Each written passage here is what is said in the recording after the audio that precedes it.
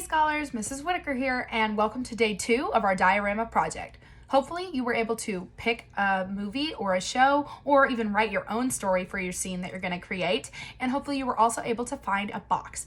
If you weren't able to find a box, just get creative. You could even use just a piece of paper to start building yours. So you're going to grab your materials, get a pencil, get some stuff to color with, and we're going to get started. So remember that I chose The Wizard of Oz for my movie. So all of the things that I'm going to show you today are going to be specific to that movie. Anything that you create will be specific to the movie, show, or story that you chose. So now I'm going through on Google and looking up some inspiration photos for the scene that I want to create for my story. I think that I'm going to pick this scene from the Emerald City where they're going and following down the yellow brick road.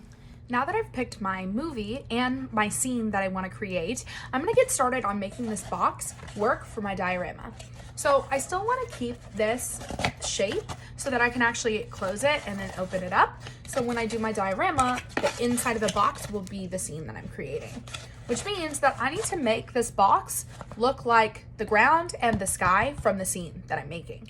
Now, if you're creating a scene that's indoors, yours might be the walls, the ceiling, the floor of the building that you're creating. Or if yours is outside, you're also going to be thinking about what the sky looks like, what the ground looks like.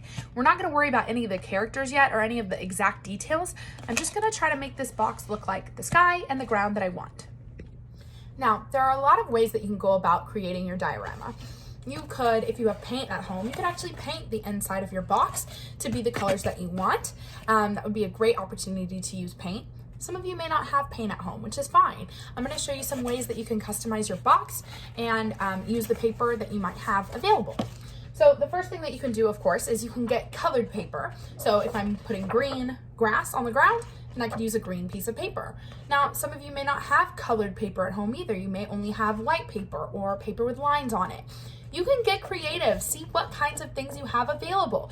You might even find an empty cereal box and use some of the cardboard from that to create some of your scene. It's totally up to you. So I'm gonna use my paper, but you could also take a white piece of paper and color it green. So I'm gonna take this paper and I want to make sure that it's gonna fit inside of my box. So I'm gonna have to trim it a little bit. Carefully with scissors, I'm gonna cut and try to get it to be the shape of my box. It may help to measure for this. So I'm gonna take my ruler and I'm gonna measure the bottom of the box to see how big the paper inside needs to be. Measuring my box.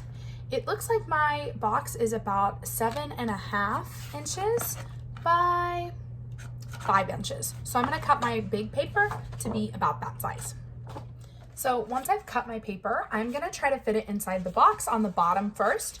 And as I'm putting this in, I realize my paper is still just a teeny bit too big, so I'm gonna trim a little bit more off. You might have to play around with it just a little bit to get it the right size. Okay, so I trimmed the paper down. It's still not a perfect fit, but that's okay. And then I'm just gonna glue it to the bottom of the box. Okay. Now I have my ground piece in. Now there may be some details that you want to draw on your piece before you put it in the box, and that's fine. For me, I'm just going to keep my grass green, and then any details I want to add on top, I'm going to draw on a different piece of paper and then glue in. Now for the sky, I'm going to do it a little differently.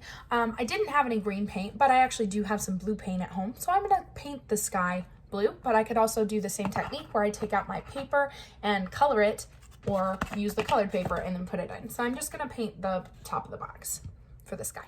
Remember that if you're using paint, you need to talk to a parent first. You also need to make sure that you prep your area so you don't make a huge mess at your house. I always suggest putting newspaper down or even a big piece of cardboard to paint on top of, or just like in school, you can use a messy manila paper to make sure that you have your surface covered. So I just painted mine, took my sweatshirt off so I wouldn't get paint on myself, and I'm gonna let it dry and then I will talk about the next steps.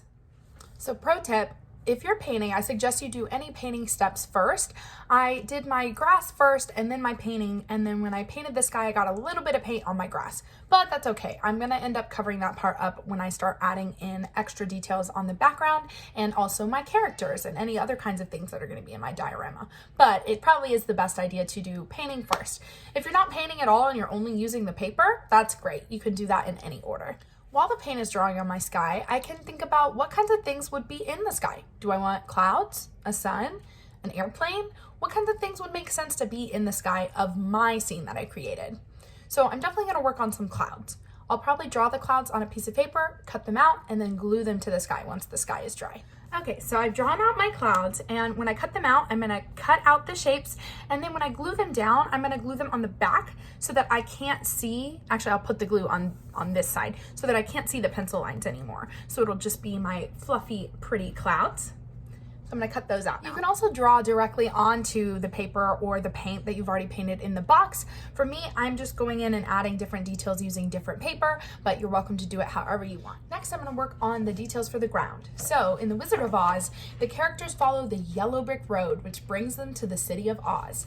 So that's what I'm gonna do. I'm going to first I'm gonna draw the yellow brick road on this paper, then I'm going to cut it out and put it into my diorama. Okay, so I have my yellow brick road, and when they're going down the yellow brick road heading to the city of the Emeralds, they see all of these red poppies surrounding them. So I'm going to create the poppies next. So here are my poppies. They're kind of all bunched together in a bush. So what I'm going to do is I'm going to leave a little bit of space at the bottom, and I'm going to fold it and create kind of a little tab. So then when I put it in the box, the tab goes on the bottom of the box, still kind of wet, but the tab goes on the bottom, and then the part with the flowers will stick up. That tab here at the bottom is also going to help cover up some of that paint that I accidentally got on my grass. So now I'm going to attach this into the box. I'm going to take some glue, or if you have double-sided tape, that works really well too, and you're going to put it on the bottom of the tab, like that. I'm going to trim off the extra. And then I'm gonna attach it flat to the box. So now my flowers stand up. I'm gonna do the same thing with the other one. Okay, so here is my diorama so far. I've got my rose bushes, or my poppy bushes, that are actually 3-dimensional, so they're standing up. I've got my yellow brick road in the middle there. I've got my grass, which looks pretty plain right now. I'm not quite finished with that yet. And I've also got the sky. The next thing that I'm going to do is I'm going to keep working on the background. So I'll add in those clouds and the Emerald City once my box is dry.